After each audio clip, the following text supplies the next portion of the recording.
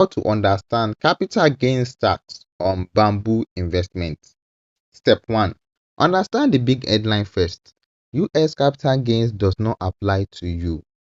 For Nigeria users investing in US stocks, your profits on bamboo are not subject to US capital gains tax, and you don't have to pay capital gains tax on them in Nigeria either.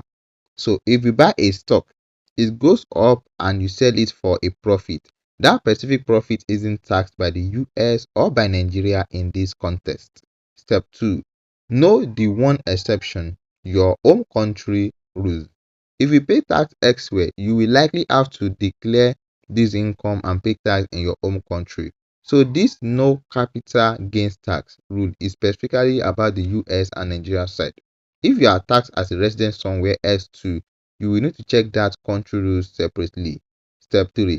Understand what is taxed instead. Dividends, not capital gains. This is the part people mixed up.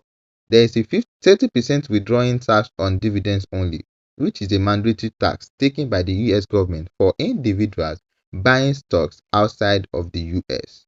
This only applies to dividends and does not apply to returns made from selling stocks or from capital appreciation. Step 4. Note that this dividend tax is already deducted for you. You don't need to calculate or pay this yourself. It is withheld automatically before the dividend even reaches your wallet, which is why Bamboo called it a withholding tax rather than something you can file later.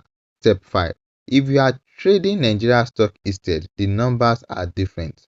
For NGX stocks on Bamboo, specifically, there is a 0.5 withholding tax capped at 500 naira on dividends, and this too only applies to dividends, not to profit from selling shares.